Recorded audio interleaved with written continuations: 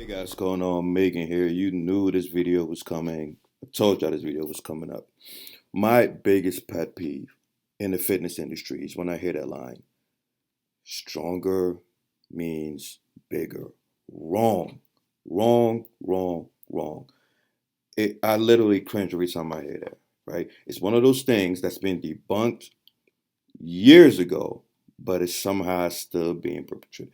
Pisses me off, but I'm going to try to make this video as short as possible. I know last time I said it and I ended up making an hour video, but this one I'm going to try my best, right?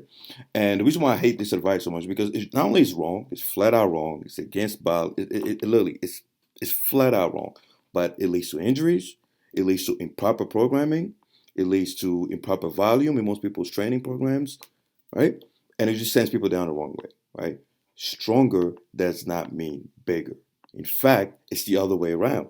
I've been saying this year after year after year.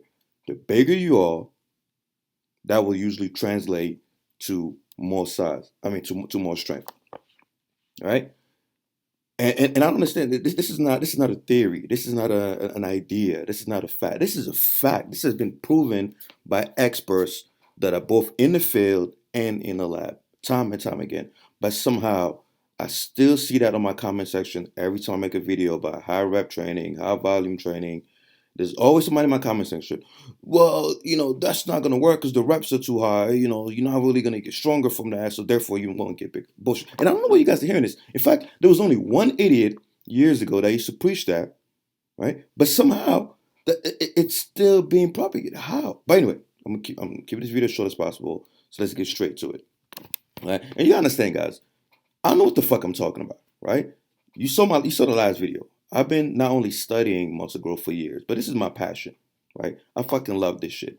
I'm in the studies, I'm in the anecdotes, I'm everywhere, right? That's how I came up with nucleus overload, and again, once again, people thought it was full of shit, and now everyone knows, everyone realizes that, oh shit, the science is backing it up. Same thing with rack pulls. When I made the first video about rack pulls back in 2012 about stretch overload and how it's the best way to build traps, go look at that comment section. No, this is not true. You gotta squeeze and this and this and that. Years later, rack pulls took the internet by fucking storm. I know what the fuck I'm talking about, guys. I'm showing you guys not only the science, but the anecdotes. So let's get straight to it. Intensity versus volume. Intensity referring to heavy weight, volume, more time and attention, things like that, right? In general terms. Here's why. I'm gonna give you 5 reasons why you can get bigger, right? Without having to focus on strength, right? Strength is actually going to be a byproduct of getting bigger, but I'm going to explain that, right? So I'm going to show you guys the science. Number 1, intensity versus volume. It has been proven time and time again that you can cut your weight, so the weight that you're lifting, you can cut that shit in half. You can go from a 90% one rep max as part of your program to a 40% to 50% one rep max, and not only make equal gains, but in some cases even more gains, right? And it's been shown that when you cut your one rep max, let's say you're lifting 90% of your one rep max or 85% on your one rep max, and you cut it to 50% of your one rep max, right? Not only are you going to put on size, and that's been shown, right? But your strength is going to go down, right? So if you used to train 90% of your one rep max and you switch over to 50% or 60%, right?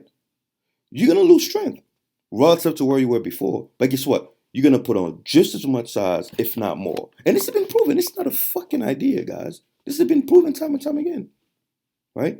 So you can cut your weight in half and double the volume and put on ridiculous size, even though you will lose strength relative to if you had stayed on the heavy lifting.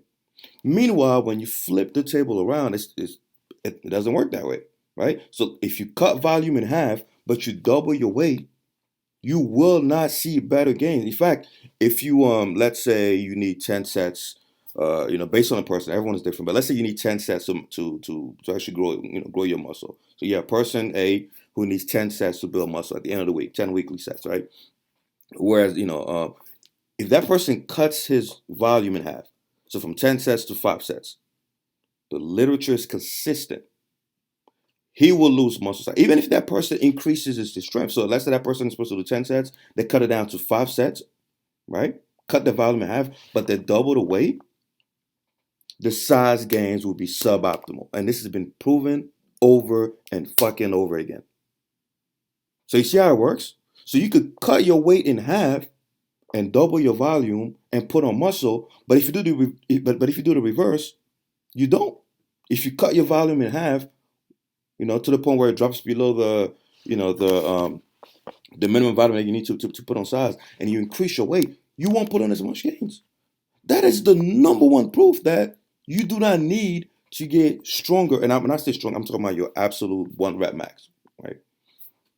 It is not needed. Second, and again, the second point, everyone knows that study. 7 sets of 3, same size as 3 sets of 10, right? Study by Brad, came out years ago. And the funny thing is, I don't like pulling out random studies because you can pull out a study to prove anything. I've said that several times. But when you have study after study after study on trained lifters showing the same conclusion, what the fuck? That's not the only study. You could go out there. That's not the only study that has shown this. Numerous studies have come out and shown that 7 sets of 3, or someone lifting extremely heavy, so let's say 85, 90% of your 1 rep max, right? That's going to give you more strength, but that will not give you more size relative to the person doing less weight but an optimal volume. Let that sink in for a minute. The people that were doing 7 sets of 3 were lifting ridiculously heavy weight, around a 3 to 4 rep max. And they had to do 7 sets to get the same gains as the people who did 3 sets of 10. And these are trained lifters. These are not newbies. These are trained lifters. Let that sink in for a minute. And of course, at the end of the study, what do you think happened? The people who did 7 sets of 3 built significantly more strength. But what about the size gains, right? If that theory was true, that you have to get stronger to get bigger, then the people who did 7 sets of 3, because they got so much stronger, they will put on so much more muscle mass. Wrong. That's not what happened. So you're gonna do double the fucking sets, right? With significantly more weight and end up with the same size gains as somebody who just did 3 sets of 10 and got the fuck out the gym. And you mean to tell me that you need to get stronger? Like it blows my mind. Where do people come up with this shit?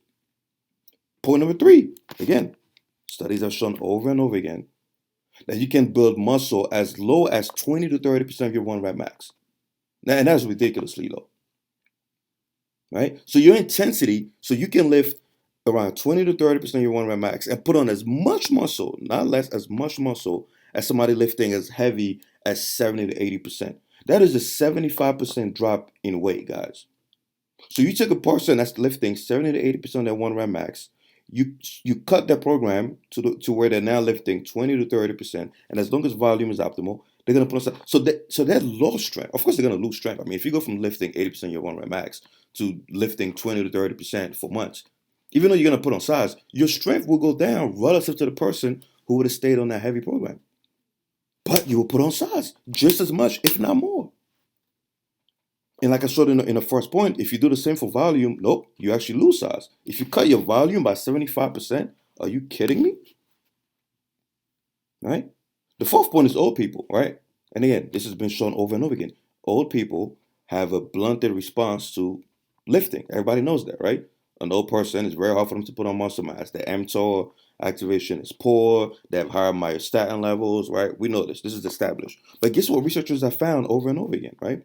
If you increase the weight on the bar, right, above obviously the minimum threshold, they still don't put on more muscle. They still have that blunted response.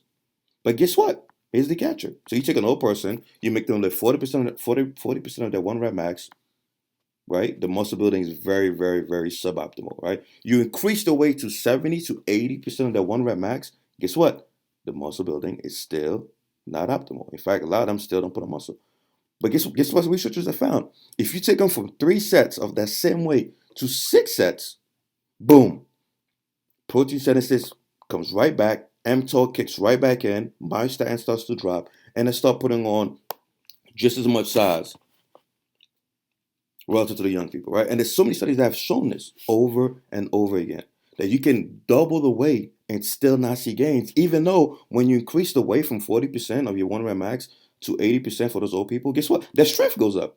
Their strength goes up, which is common fucking sense, but their size doesn't. But yet when you take them from 3 sets to 6 sets of that same fucking weight, whether it's 40% of their 1 rep max or 80%, size goes up. It is a perfect, beautiful correlation. But yet people are still preaching this nonsense. You need to get stronger to get bigger. You fucking don't. If that was the case, all of these examples will lead to different conclusions. And that's just not the case. You can get on a program that actually lowers your strength as far as 1 rep max goes and still put on size. That works for young people, old people, animals. It's been proven time and time again. I hate seeing that shit in my fucking comment section. Next.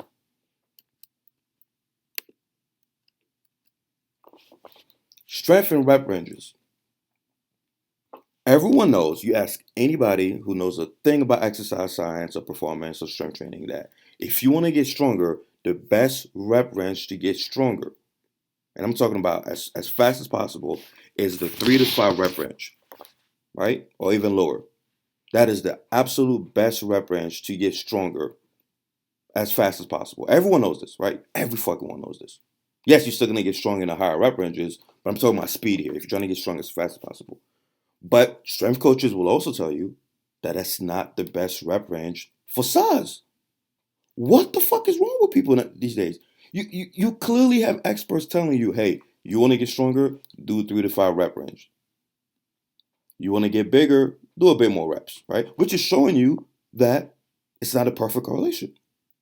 Because if stronger meant bigger, then the 3 to 5 rep range would also be the best rep range for size. And no, research has shown that. In fact, if you lift in the 3 to 5 rep range, yes, you're going to put on some fucking size, of course, but you will have to do almost double the volume, which is what I was showing in the last slide, right? If stronger meant bigger, then the best rep range for strength, which is 3 to 5, would also be the best rep range for size. And it is clearly not. So you could take that argument, though, right out the fucking window.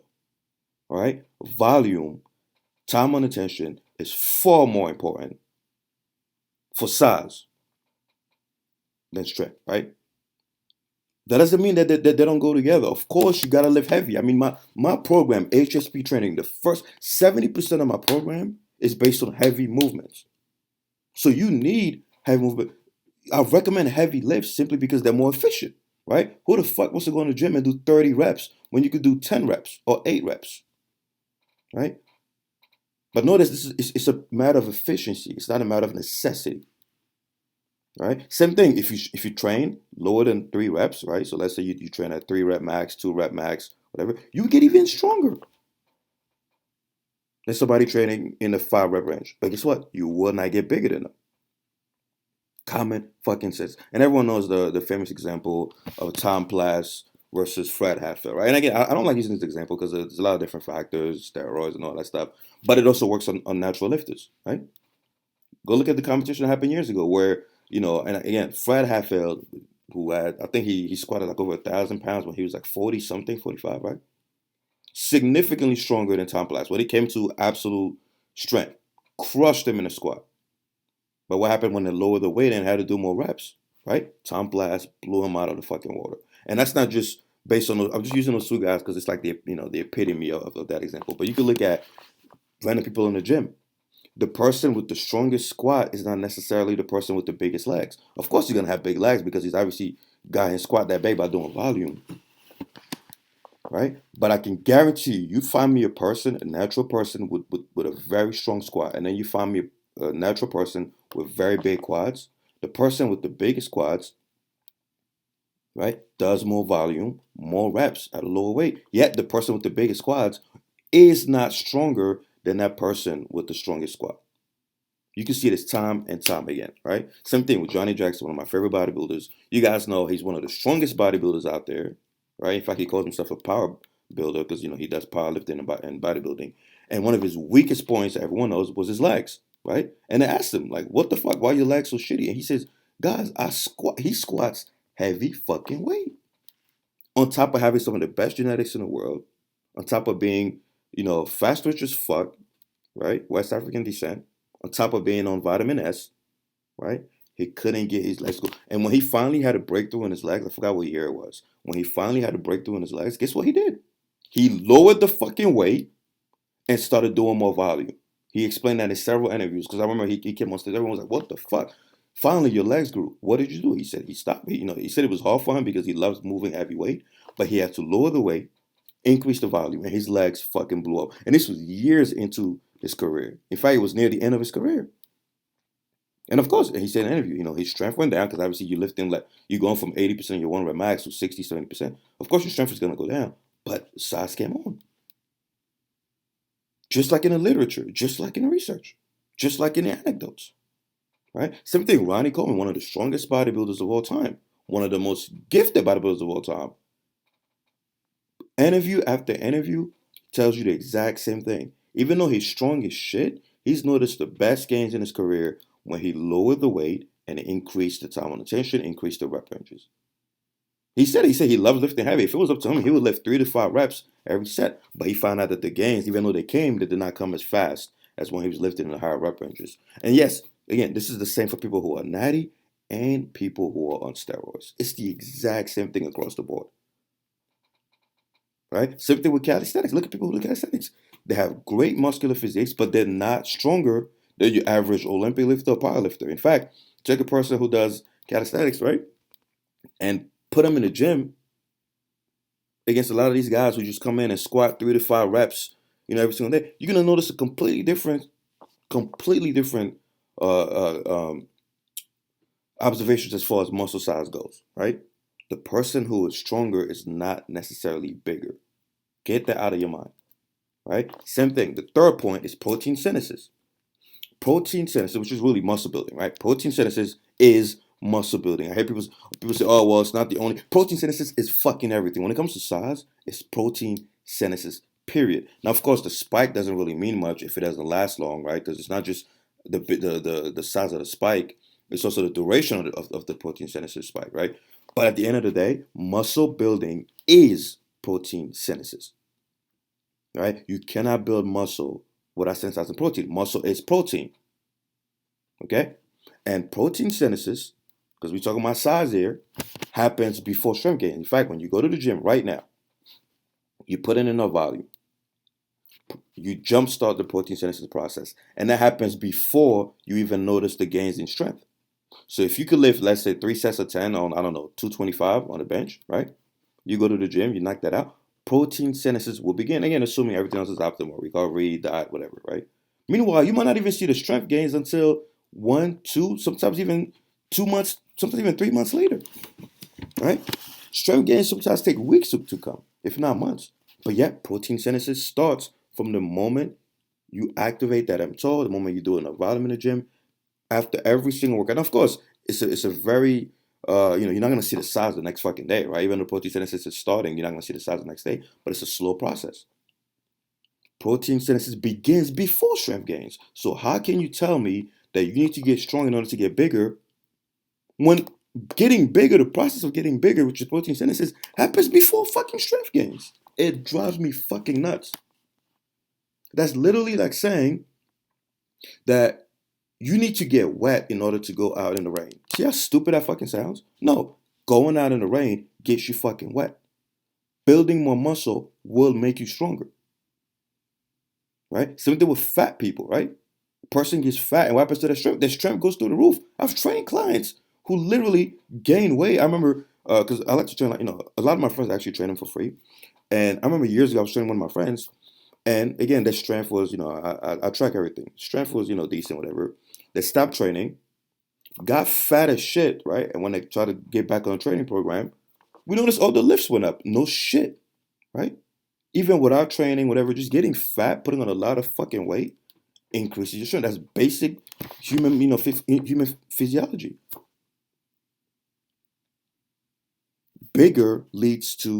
Getting bigger leads to getting stronger. Whether you're putting on muscle, or even if you're putting on fat, you're still putting on some kind of muscle, right?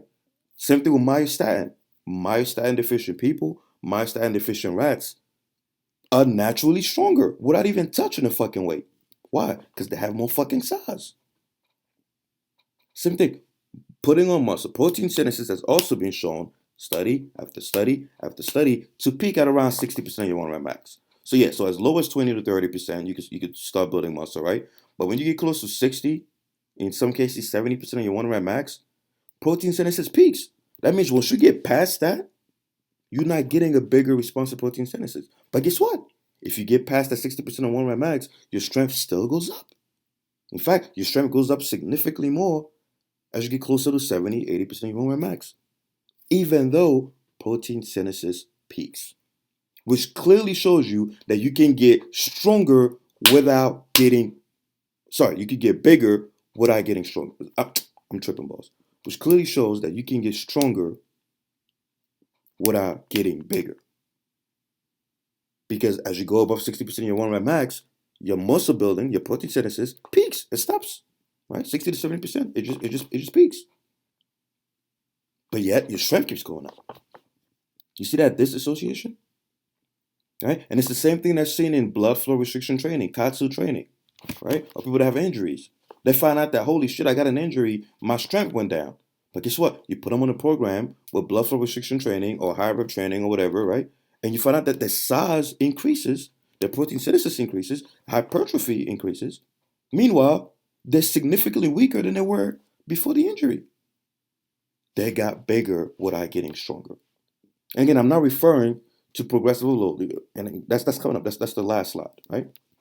Because eventually, of course, as you get bigger, your strength goes up, and that allows you to lift more weight. It's not the other way around. People think, I just have to get stronger in order to get bigger. No, motherfucker. If you keep lifting with proper programming, proper technique, proper form, proper nutrition, right? Proper sleep and recovery, you will get bigger. And eventually, as you get bigger, that weight will no longer be a stressor on your body. So therefore, you have to increase the weight or increase the repetitions with that same weight in order to see more results. But guess what? That doesn't mean that you have to get stronger to get bigger. No, it means you got fucking bigger, and that made you stronger. And that made that weight no longer challenging. You see how it works? It's the other way around. That's why you have to progressive overload. You don't progressively overload to get bigger. It's the other way around. You got bigger, and that's why now you have to increase the weight because you're stronger now, right? As a result of training and all that stuff, right? You cannot force progressive. You can't just go to the gym and be like, oh my God, I'm benching 225 for 10 and that's my max. I'm just going to go to the gym and do 225 for 20. Motherfucker, if you could go to the gym and do 225 for 20, then that means you were always capable of doing that. You were just training like a little bitch, right? So again, size comes before strength. Protein synthesis happens the moment you fucking activate mTOR. And that is way before the neural adaptations and the strength gains. All right, next slide. Strength is mainly neuromuscular adaptation. Everyone fucking knows that, right? Even though it comes as a result of size, it's also neuromuscular, right? And everyone knows, these are things that are known. You're either increasing firing frequency, right? Or you're increasing motor unit recruitment, right? Your brain is recruiting more motor units, which allows you to get stronger before, even unrelated to size gains, which is why, like I said, protein synthesis can peak while strength keeps going up. Muscle building can peak. You can literally stop building muscle while getting stronger. Because your brain is getting better at recruiting motor units. Or they're firing more, right? And you also have cross education. Every strength coach will tell you about cross education. Whereas, you only curl, let's say, with your right arm, right? And you don't train your left arm at all. You just curl with your right arm, right? And you progressively overload, you increase the weight, right? All that good shit, right? And then you find out that, holy shit, your left bicep gets stronger. What the fuck? Again, because your brain just gets better at recruiting those motor units. So without even training your left arm, that arm can get stronger. Right? Strength is neuromuscular, guys. Especially past the noob phase. Right? You also have specificity, technique, right? All are ways to increase strength without increasing size. In fact, you have athletes and some fighters who literally focus on getting stronger without getting bigger. They're hire experts to say, hey, because of my sport, whether it's MMA, and I'm just using these pictures, just to put some shit on the slide. But whether it's MMA or whatever, or even sprinters, for example, this guy, I forgot his name. I think it's Harry something, right? He has really good genetics, so he blows up really fast from training, right? But obviously, the bigger he gets to a point where it's actually hurting his sprinting performance. So he actually hires coaches to help him get stronger, because obviously you don't want to get weaker when you're sprinting, right? So you hire coaches to help him get stronger without getting bigger. It's not the only one. A ton of athletes do that. Where they're like, hey, I'm trying to get stronger because of my sport, whether it's fighting or sprinting, whatever, but I don't want to pack on too much muscle. I know that's fucking cringeworthy for us because we're like, what? Right? Because, us size maniacs, we just focus on building size. So when we hear somebody not trying to get big, it's almost like blasphemy. But yeah, there are people out there who don't want to get big. They just want to get stronger. And they hire experts to help them reach that. And this happens every single year. And sure enough, they get stronger without getting bigger through these things that I mentioned here. Better firing frequency, motor unit recruitment, all that stuff. Better technique, explosive power, all that stuff, right? So there are several ways to get stronger without getting bigger. So stop. Oh, I get so fucking mad. I guarantee you I'm going to see that shit in my comment section again, and I'm going to fucking lose it. Who was preaching that garbage? Apart from the one clown who used to preach that years ago. Right? And finally, progressive overload. Guys, I'm a big proponent of progressive overload. It's misapplied. People misapply it. When they hear progressive overload, they just think, oh, strength. I have to get stronger. And I'm like, no, motherfucker. Just get bigger. Especially if your focus is size. As you get bigger, you will get stronger. As you train more, your brain will learn to recruit fibers better and you will get stronger. It will come, especially if your focus is size. Of course, if your focus is strength, obviously, for the love of God, train for strength. But if your focus is size, train for fucking size. Strength will follow. Right? When I put my clients on training programs, all I care about is the proper form, proper techniques, so they don't snap this shit up, proper volume, proper frequency, right? And as they get bigger, I tell them, look, when the lift gets too easy, that means that you're obviously getting stronger, right? Now we can increase the weight. So I don't tell them, oh, you got to go out there. You got to just try to get stronger. You got to increase the weight. No, I say, what can you do? If you could do 12 reps, do fucking 12. If your limit is 12 reps, then I want you to keep doing that until eventually, one, you get bigger. And then you don't notice that 12 reps is too easy, right? But again, notice how the strength came after the size. Or two, when their brain becomes better at recruiting motor units, which again comes back to the same principle of they're going to notice that, holy shit, this lift is easy now. And now they increase the weight. But you notice how strength did not come first. No. Size came first, or the neuromuscular adaptation came first. Then we increase the weight. People have it backwards now. People just go, I got to increase the weight. I have people that literally go to the gym like, oh my God, it's my second workout and my bench didn't go up. Oh my God, I got to increase the weight because I'm not going to put on any muscle. What the fuck? Take your fucking time. Strength will come. So here are 5 ways to increase progressive overload. Because I made the video about Milo. Everyone knows the story of Milo, who picked up the cow and all that. And people have just misapplied that video and that story. Everyone's familiar with the story. He picked up the cow, walked with it every day, and as the cow grew, he grew, whatever. And everyone goes, oh, see, that's it. You have to get stronger to get bigger. No, motherfucker. How about he got bigger from doing that, and that allowed him to literally keep up with the demand. Now, what do you think is going to happen once the cow stops fucking growing? You think if the cow stops growing, he's going to stop getting bigger? No. He can progressively overload by doing other means. One, we already talked about it, volume. So instead of, let's say he was carrying the cow for, I don't know, let's make it up. Let's say, 1 mile. Well, he could do it for 2 miles. Even though the cow weighs the fucking same.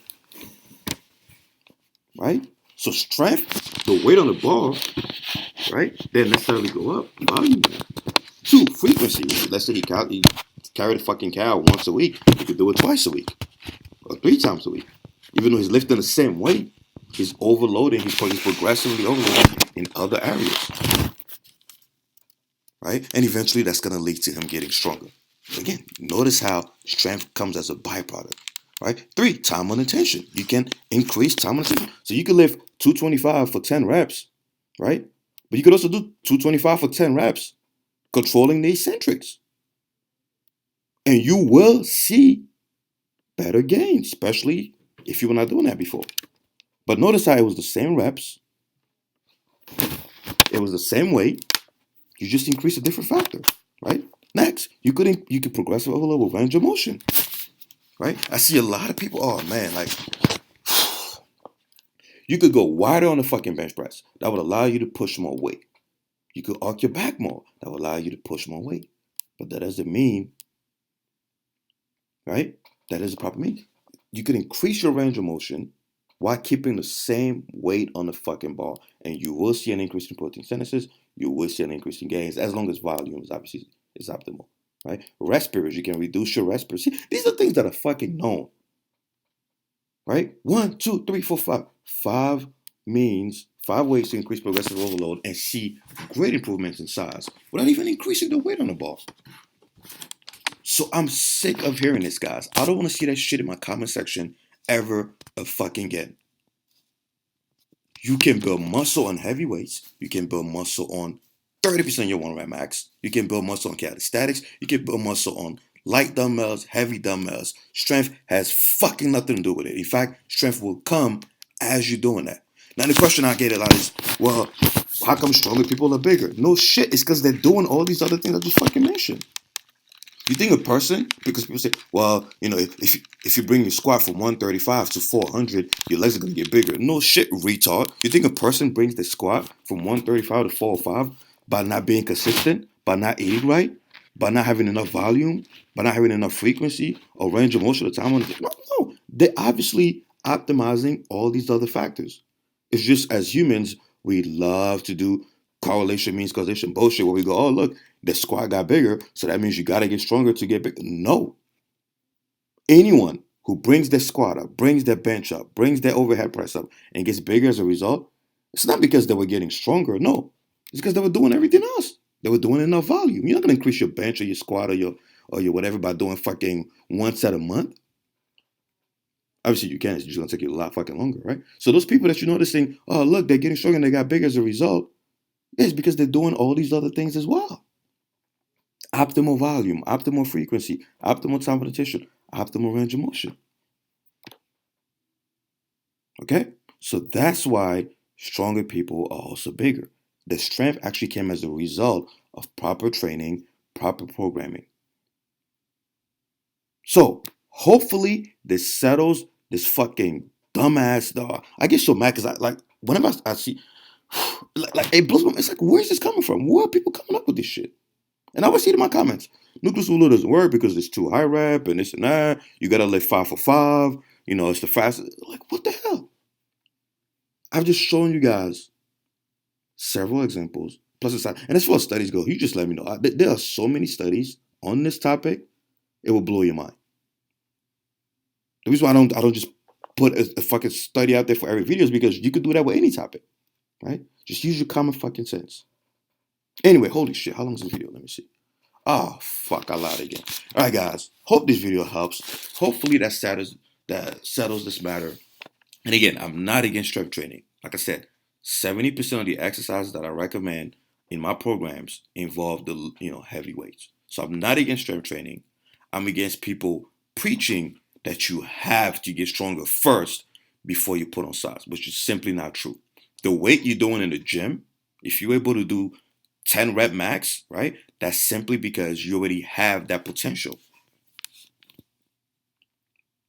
right? And if you keep lifting that weight, eventually your body will adapt through the two pathways that I explained, either through size or through neuromuscular adaptations, and then that weight will become too easy for you, which obviously means that you have to increase the weight again. But notice, I keep saying this. Notice how you did not chase strength. You simply trained properly. And then the strength came as a result. And once the strength came, that allowed you to increase the weight on the bar. It's like a video game, right? You beat the boss, and then boom, you get the spoils, you get the new sword, the new gun, whatever. You don't get the fucking, you don't unlock the next level before the boss. Strength comes as a result of a bigger muscle or a more efficient brain. All right, guys. Hope this video helps. Give it a thumbs up. Subscribe if you're not subscribed already. And I'm going to see y'all in the next video.